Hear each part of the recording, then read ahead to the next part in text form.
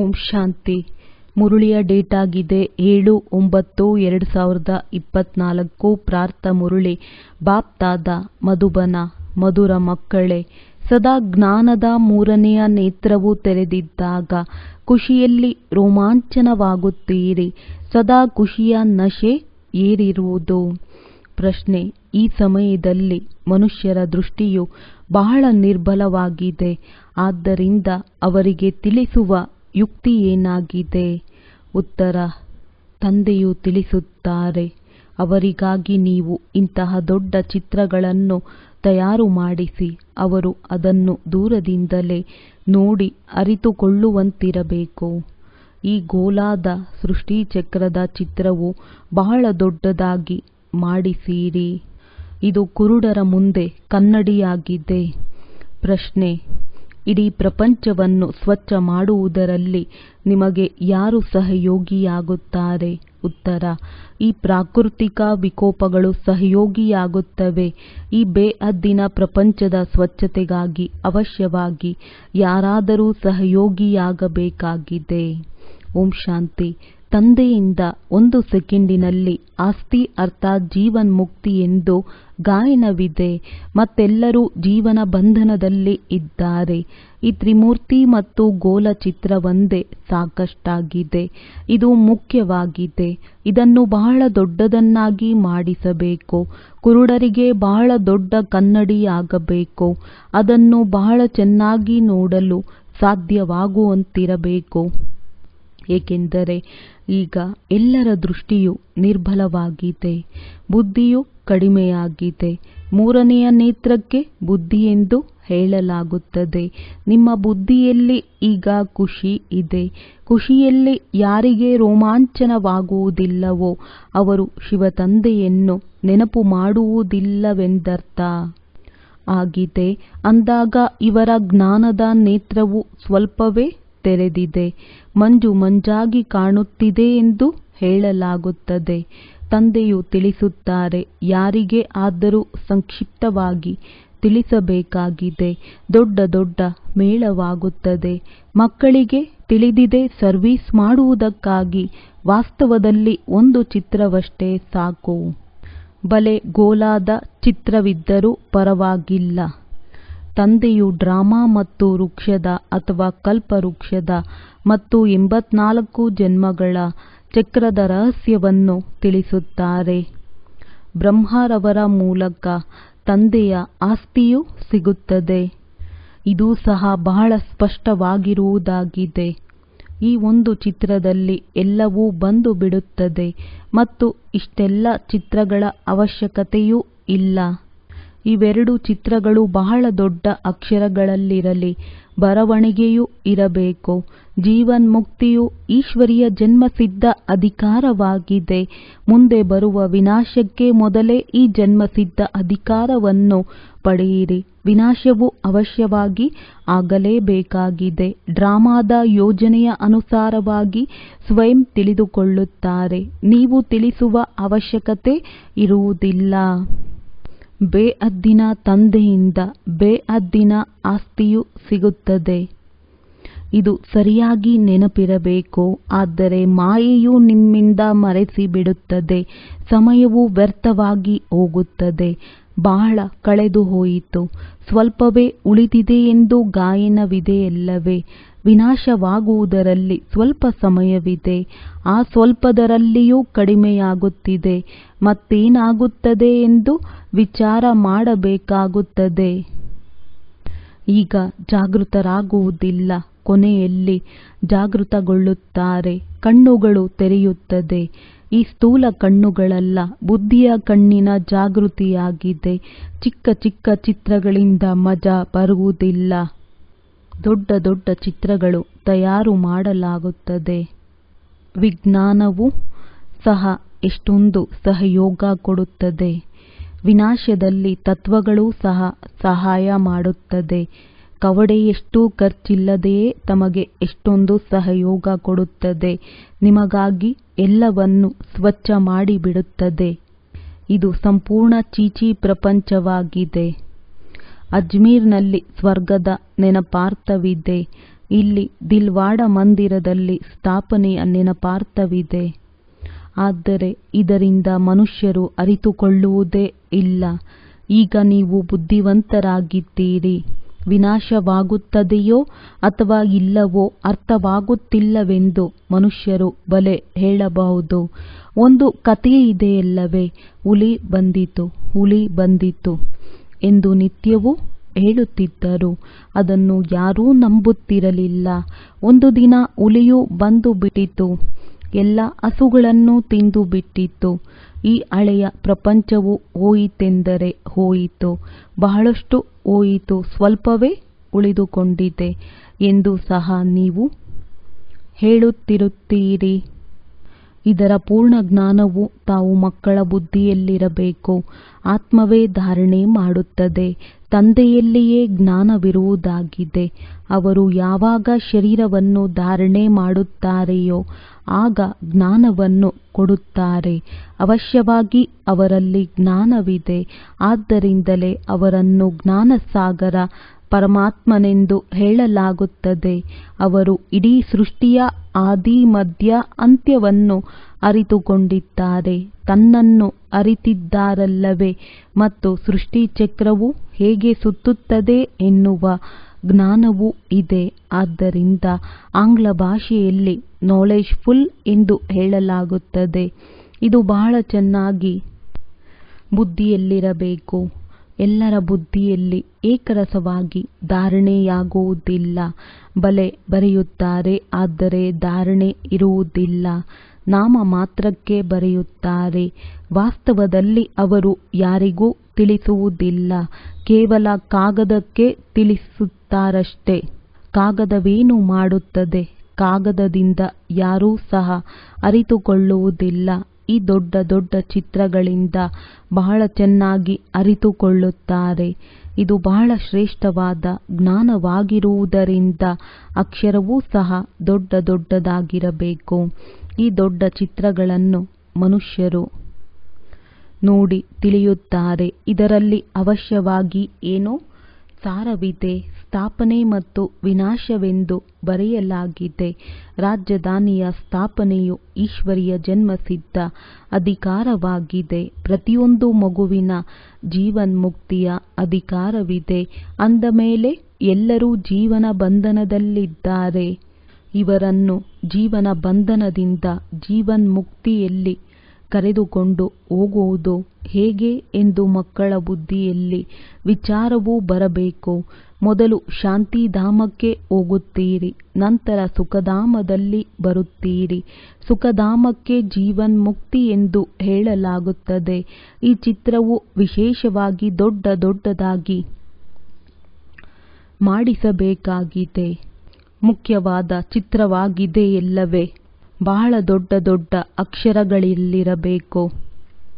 ಇದರಿಂದ ಮನುಷ್ಯರು ಹೇಳುತ್ತಾರೆ, ಈ ಬ್ರಹ್ಮ ಕುಮಾರ ಕುಮಾರಿಯರು ಇಷ್ಟು ದೊಡ್ಡ ಚಿತ್ರಗಳನ್ನು ಮಾಡಿಸಿದ್ದಾರೆ. ಅಂದ ಮೇಲೆ ಅವಶ್ಯವಾಗಿ ಏನೋ ತಿಳುವಳಿಕೆ ಇದೆ. ಆದ್ದರಿಂದ ಎಲ್ಲಿ ನೋಡಿದರಲ್ಲಿ ನಿಮ್ಮ ದೊಡ್ಡ ಚಿತ್ರಗಳನ್ನು ಹಾಕಿರಬೇಕು. ಅದರಿಂದ ಇವೆಲ್ಲ ಏನೆಂದು ಮನುಷ್ಯರು ಕೇಳುತ್ತಾರೆ. ತಾವು ತಿಳಿಸಿರಿ. ಇಷ್ಟೆಲ್ಲ ದೊಡ್ಡ ಚಿತ್ರಗಳನ್ನು ತಾವು ತಿಳಿದುಕೊಳ್ಳುವುದಕ್ಕಾಗಿ ಮಾಡಲಾಗಿದೆ. ಇದರಲ್ಲಿ ಸ್ಪಷ್ಟವಾಗಿ ಬರೆಯಲ್ಪಟ್ಟಿದೆ. ಬೇಹದ್ದಿನ ಆಸ್ತಿಯು ಇವರಿಗಿತ್ತು. ಇದು ನೆನ್ನೆಯ ಮಾತಾಗಿದೆ. ಈಗ ಅವರಿಲ್ಲ. ಏಕೆಂದರೆ 84 ಜನ್ಮಗಳನ್ನು ತೆಗೆದುಕೊಳ್ಳುತ್ತಾ ಕೆಳಗೆ ಬಂದು ಬಿಟ್ಟಿದ್ದಾರೆ. ಸತೋ ಪ್ರಧಾನದಿಂದ ತಮೋ ಪ್ರಧಾನರಾಗಲೇಬೇಕಾಗಿದೆ. ಜ್ಞಾನ ಮತ್ತು ಭಕ್ತಿ ಪೂಜ್ಯ ಮತ್ತು ಪೂಜಾರಿಯ ಆಟವಾಗಿದೆಯಲ್ಲವೇ. ಪೂರ್ಣ ಆಟವು ಅರ್ಧವಾಗಿ ಮಾಡಲ್ಪಟ್ಟಿದೆ. ಅಂದ ಮೇಲೆ ಇಂತಹ ದೊಡ್ಡ ದೊಡ್ಡ ಚಿತ್ರಗಳನ್ನು ಮಾಡಿಸುವ ಸಾಹಸವಿರಬೇಕು. ಸರ್ವೀಸಿನ ಉಮಂಗವಿರಬೇಕು. ದೆಹಲಿಯಲ್ಲಿ ಮೂಲೆ ಮೂಲೆಯಲ್ಲಿಯೂ ಸರ್ವೀಸ್ ಮಾಡಬೇಕು. ಮೇಳದಲ್ಲಿ ಬಹಳ ಮಂದಿ ಓದುತ್ತಾರೆ. ಈ ಚಿತ್ರಗಳು ನಿಮಗೆ ಕೆಲಸಕ್ಕೆ ಬರುತ್ತದೆ. ಅದರಲ್ಲಿಯೂ ತ್ರಿಮೂರ್ತಿ ಗೋಲ ಮುಖ್ಯ ಚಿತ್ರವಾಗಿದೆ. ಇವು ಬಹಳ ಒಳ್ಳೆಯ ಚಿತ್ರಗಳಾಗಿವೆ. ಇವು ಅಂಧರ ಮುಂದೆ ಕನ್ನಡಿ ಇದ್ದಂತೆ. ಅಂಧರಿಗೆ ಓದಿಸಲಾಗುತ್ತದೆ. ಓದುವುದಂತೂ ಆತ್ಮವಲ್ಲವೇ, ಆದರೆ ಆತ್ಮದ ಕರ್ಮೇಂದ್ರಿಯಗಳು ಚಿಕ್ಕದಾಗಿರುವುದರಿಂದ ಓದಿಸುವುದಕ್ಕಾಗಿ ಚಿತ್ರಗಳನ್ನು ತೋರಿಸಲಾಗುತ್ತದೆ. ನಂತರ ಸ್ವಲ್ಪ ದೊಡ್ಡವರಾದಾಗ ಪ್ರಪಂಚದ ನಕ್ಷೆಯನ್ನು ತೋರಿಸುತ್ತಾರೆ ಮತ್ತು ಆ ನಕ್ಷೆಯು ಬುದ್ಧಿಯಲ್ಲಿರುತ್ತದೆ. ಈಗ ನಿಮ್ಮ ಬುದ್ಧಿಯಲ್ಲಿ ಪೂರ್ಣ ನಾಟಕದ ನಕ್ಷೆ ಇದೆ. ಅದರಲ್ಲಿ ಇಷ್ಟೆಲ್ಲ ಧರ್ಮಗಳಿವೆ. ನಂತರದಲ್ಲಿ ನಂಬರ್ ವಾರ್ ಬರುತ್ತಾರೆ ಮತ್ತು ಹೋಗುತ್ತಾರೆ. ಇದೊಂದೇ ಆದಿ ಸನಾತನ ದೇವಿ ದೇವತಾ ಧರ್ಮವಾಗಿದೆ. ಇದಕ್ಕೆ ಸ್ವರ್ಗವೆಂದು ಹೇಳುತ್ತಾರೆ. ತಂದೆಯೊಂದಿಗೆ ಬುದ್ಧಿಯೋಗವನ್ನು ಜೋಡಿಸುವುದರಿಂದ ಪತಿತ ಆತ್ಮವು ಪಾವನವಾಗಿ ಬಿಡುತ್ತದೆ. ಭಾರತದ ಪ್ರಾಚೀನ ಯೋಗವು ಪ್ರಸಿದ್ಧವಾಗಿದೆ. ಯೋಗವೆಂದರೆ ನೆನಪು. ತಂದೆಯಾದ ನನ್ನನ್ನು ನೆನಪು ಮಾಡಿ ಎಂದು ಪಾರಲೌಕಿಕ ತಂದೆಯು ಹೇಳಬೇಕಾಗುತ್ತದೆ. ಆದರೆ ಲೌಕಿಕ ತಂದೆಯು ಹೇಳಬೇಕಾಗುವುದಿಲ್ಲ. ಮಕ್ಕಳು ತಾವಾಗಿಯೇ ಅಪ್ಪ ಅಮ್ಮ ಎಂದು ಹೇಳುತ್ತಿರುತ್ತಾರೆ. ಅವರು ಲೌಕಿಕ ಪಿತಾ ಆಗಿದ್ದಾರೆ. ಇವರು ಪಾರಲೌಕಿಕ ಪಿತನಾಗಿದ್ದಾರೆ. ನಿಮ್ಮ ಕೃಪೆಯಿಂದ ಅಪಾರ ಸುಖವು ಸಿಗುತ್ತದೆ ಎಂಬ ಗಾಯನವಿದೆ. ಯಾರಿಗೆ ದುಃಖವಿದೆಯೋ ಅವರೇ ಆಡುತ್ತಾರೆ. ಸುಖದಲ್ಲಿ ಆಡುವ ಅವಶ್ಯಕತೆಯೇ ಇಲ್ಲ. ದುಃಖದಲ್ಲಿದ್ದಾರೆ, ಆದ್ದರಿಂದಲೇ ಕರೆಯುತ್ತಾರೆ. ಇವರು ಮಾತಾಪಿತನಾಗಿದ್ದಾರೆ ಎಂಬುದನ್ನೀಗ ನೀವು ಅರಿತುಕೊಂಡಿದ್ದೀರಿ. ನಾನು ನಿಮಗೆ ದಿನ ಪ್ರತಿದಿನ ಗುಹ್ಯಾತಿ ಗುಹ್ಯ ಮಾತುಗಳನ್ನು ತಿಳಿಸುತ್ತೇನೆ. ಮಾತ್ಪಿತಾ ಎಂದು ಯಾರಿಗೆ ಹೇಳಲಾಗುತ್ತದೆ ಎಂಬುದು ನಿಮಗೆ ಮೊದಲಿನಿಂದಲೇ ತಿಳಿದುಕೊಂಡಿದ್ದೀರಾ. ತಂದೆಯೆಂದು ಅವರಿಗೆ ಹೇಳಲಾಗುತ್ತದೆ. ಬ್ರಹ್ಮರವರ ಮೂಲಕ ತಂದೆಯ ಆಸ್ತಿಯೂ ಸಿಗುತ್ತದೆ. ತಾಯಿಯೂ ಇರಬೇಕಲ್ಲವೇ, ಏಕೆಂದರೆ ಮಕ್ಕಳನ್ನು ದತ್ತು ಮಾಡಿಕೊಳ್ಳಬೇಕಾಗಿದೆ. ಈ ಮಾತುಗಳು ಯಾರ ಗಮನದಲ್ಲಿಯೂ ಬರುವುದಿಲ್ಲ. ಆದ್ದರಿಂದ ತಂದೆಯು ಪದೇ ಪದೇ ತಿಳಿಸುತ್ತಾರೆ, ಮಧುರಾತಿ ಮಧುರ ಮಕ್ಕಳೇ, ತಂದೆಯನ್ನು ನೆನಪು ಮಾಡಿರಿ.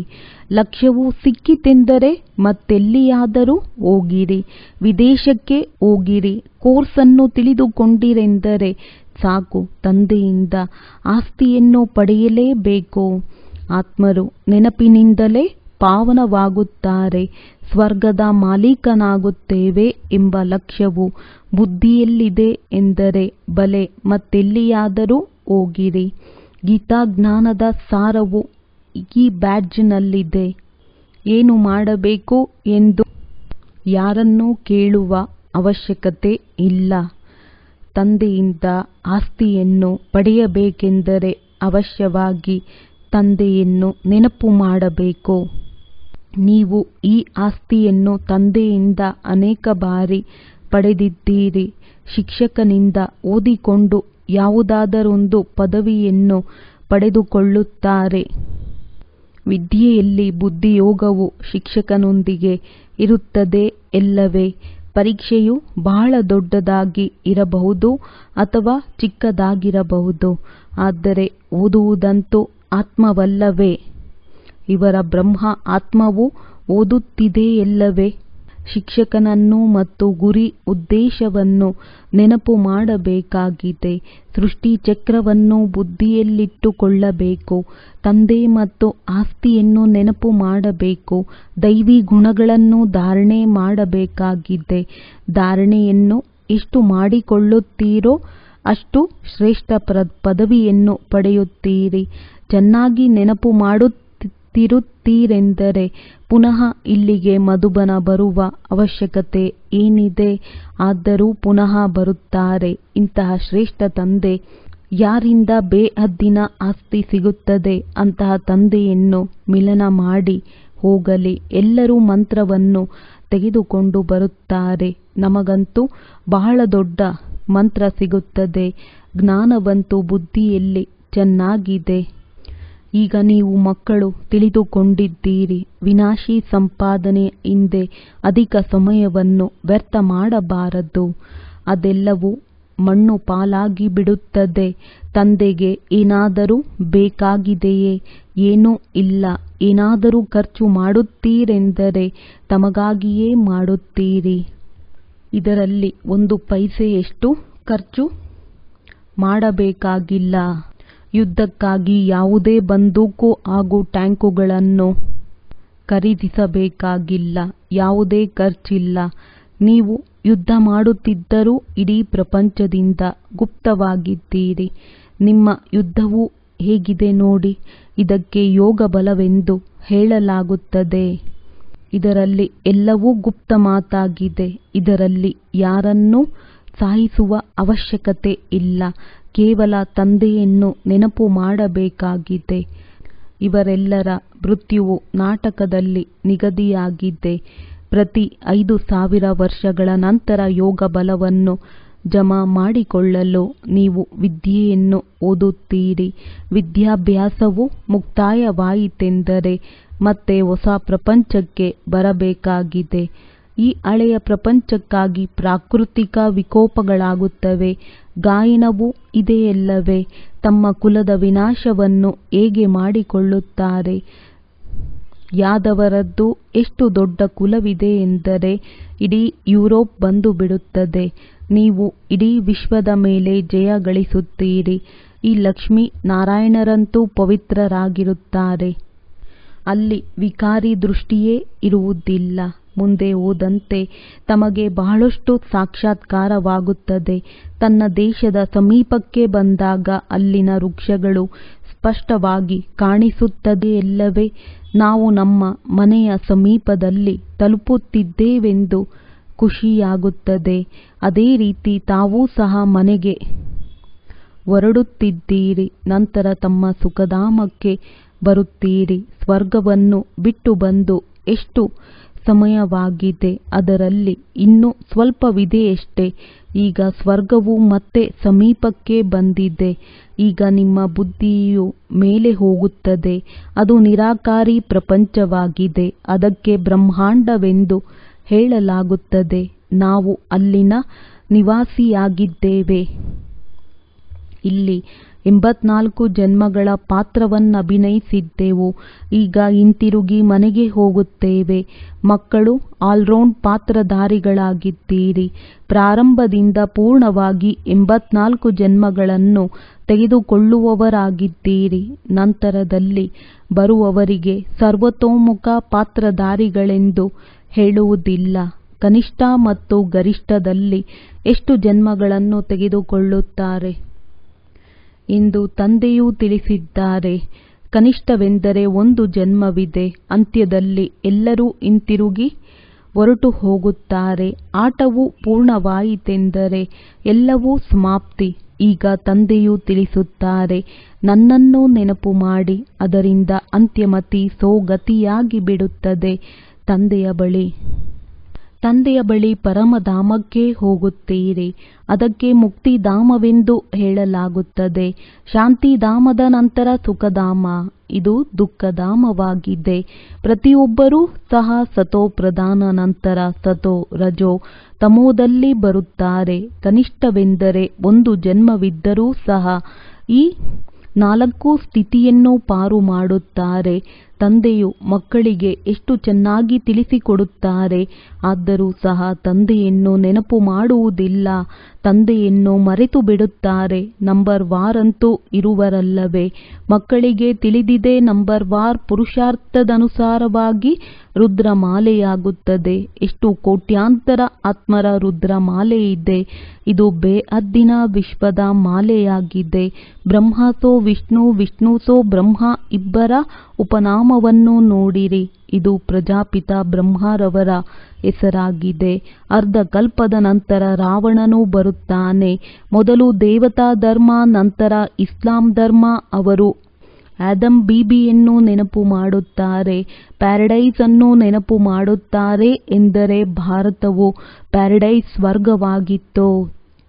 ತಂದೆಯು ಸರ್ವಶ್ರೇಷ್ಠ ಭಗವಂತನಾಗಿದ್ದಾರೆ. ಅವರು ಸರ್ವಶ್ರೇಷ್ಠ ವಿದ್ಯೆಯನ್ನು ಓದಿಸುತ್ತಾರೆ. ಅದರಿಂದ ಸರ್ವಶ್ರೇಷ್ಠ ಪದವಿಯೂ ಸಿಗುತ್ತದೆ. ಇದರಿಂದ ಮಕ್ಕಳಿಗೆ ಖುಷಿಯಾಗಬೇಕು. ಎಲ್ಲರಿಗಿಂತ ಸರ್ವಶ್ರೇಷ್ಠ ಶಿಕ್ಷಕನೂ ತಂದೆಯೂ ಆಗಿದ್ದಾರೆ, ಶಿಕ್ಷಕನೂ ಆಗಿದ್ದಾರೆ. ಎಲ್ಲರನ್ನೂ ಮನೆಗೆ ಕರೆದುಕೊಂಡು ಹೋಗುವ ಸದ್ಗುರುವೂ ಆಗಿದ್ದಾರೆ. ಇಂತಹ ತಂದೆಯ ನೆನಪು ಏಕೆ ಬರುವುದಿಲ್ಲ? ಇದರಲ್ಲಿ ಖುಷಿ ನಶೆ ಏರಿರಬೇಕು. ಆದರೆ ಇದು ಯುದ್ಧದ ಮೈದಾನವಾಗಿರುವುದರಿಂದ ಮಾಯೆಯು ಸ್ಥಿತವಾಗಿರಲು ಬಿಡುವುದಿಲ್ಲ. ಪದೇ ಪದೇ ಬೀಳುತ್ತಿರುತ್ತಾರೆಂದರೆ ತಂದೆಯು ತಿಳಿಸುತ್ತಾರೆ, ಮಕ್ಕಳೇ, ನೆನಪಿನಿಂದಲೇ ಮಾಯಾಜೀತರಾಗುತ್ತೀರಿ. ಒಳ್ಳೆಯದು. ಮಧುರಾತಿ ಮಧುರ ಅಗಲಿ ಮರಳಿ ಸಿಕ್ಕಿರುವ ಮಕ್ಕಳ ಪ್ರತಿ ಮಾತ್ಪಿತಾ ಬಾಪ್ ದಾದಾರವರ ನೆನಪು, ಪ್ರೀತಿ ಹಾಗೂ ಸುಪ್ರಭಾತ. ಆತ್ಮಿಕ ತಂದೆಯ ಆತ್ಮಿಕ ಮಕ್ಕಳಿಗೆ ನಮಸ್ತೆ. ಧಾರಣೆಗಾಗಿ ಮುಖ್ಯ ಸಾರ. ತಂದೆಯು ಏನನ್ನು ತಿಳಿಸುತ್ತಾರೆಯೋ ಅದನ್ನು ಸ್ವರೂಪದಲ್ಲಿ ತರಬೇಕಾಗಿದೆ. ಕೇವಲ ಕಾಗದದಲ್ಲಿ ಬರೆದುಕೊಳ್ಳುವಂತಾಗಬಾರದು. ವಿನಾಶಕ್ಕೆ ಮೊದಲು ಜೀವನ ಬಂಧನದಿಂದ ಜೀವನ್ಮುಕ್ತ ಪದವಿಯನ್ನು ಪ್ರಾಪ್ತಿ ಮಾಡಿಕೊಳ್ಳಬೇಕಾಗಿದೆ. ತಮ್ಮ ಸಮಯವನ್ನು ವಿನಾಶಿ ಸಂಪಾದನೆಯಲ್ಲಿ ಅಧಿಕವಾಗಿ ವ್ಯರ್ಥವಾಗಿ ಕಳೆಯಬಾರದು. ಏಕೆಂದರೆ ಇದೆಲ್ಲವೂ ಮಣ್ಣು ಪಾಲಾಗಲಿದೆ.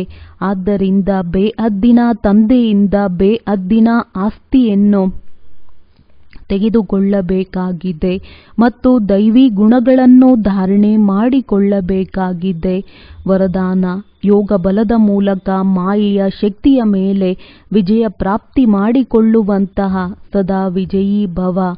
ಜ್ಞಾನ ಬಲ ಮತ್ತು ಯೋಗ ಬಲ ಎಲ್ಲಕ್ಕಿಂತ ಶ್ರೇಷ್ಠ ಬಲವಾಗಿದೆ. ಹೇಗೆ ವಿಜ್ಞಾನದ ಬಲ ಅಂಧಕಾರದ ಮೇಲೆ ವಿಜಯ ಪ್ರಾಪ್ತಿ ಮಾಡಿಕೊಂಡು ಬೆಳಕನ್ನು ಮಾಡುತ್ತದೆ, ಅದೇ ರೀತಿ ಯೋಗ ಬಲ ಸದಾ ಕಾಲಕ್ಕಾಗಿ ಮಾಯೆಯ ಮೇಲೆ ಜಯ ಪ್ರಾಪ್ತಿ ಮಾಡಿಕೊಂಡು ವಿಜಯಿಗಳನ್ನಾಗಿ ಮಾಡುವುದು. ಯೋಗ ಬಲ ಇಷ್ಟು ಶ್ರೇಷ್ಠ ಬಲವಾಗಿದೆ. ಯಾವುದರ ಮುಂದೆ ಮಾಯೆಯ ಶಕ್ತಿ ಏನೂ ಇರುವುದಿಲ್ಲ. ಯೋಗ ಬಲವುಳ್ಳಂತಹ ಆತ್ಮಗಳು ಸ್ವಪ್ನದಲ್ಲಿಯೂ ಸಹ ಮಾಯೆಯಿಂದ ಸೋಲನ್ನು ಅನುಭವಿಸಲು ಸಾಧ್ಯವಿಲ್ಲ. ಸ್ವಪ್ನದಲ್ಲಿಯೂ ಸಹ ಯಾವುದೇ ಬಲಹೀನತೆ ಬರಲು ಸಾಧ್ಯವಿಲ್ಲ. ಈ ರೀತಿ ವಿಜಯದ ತಿಲಕ ನಿಮ್ಮ ಮಸ್ತಕದಲ್ಲಿ ಇಡಲ್ಪಟ್ಟಿದೆ. ಸ್ಲೋಗನ್: ನಂಬರ್ 1 ನಲ್ಲಿ ಬರಬೇಕಾದರೆ ವ್ಯರ್ಥವನ್ನು ಸಮರ್ಥದಲ್ಲಿ ಪರಿವರ್ತನೆ ಮಾಡಿಕೊಳ್ಳಿ. ಒಳ್ಳೆಯದು. ಓಂ ಶಾಂತಿ.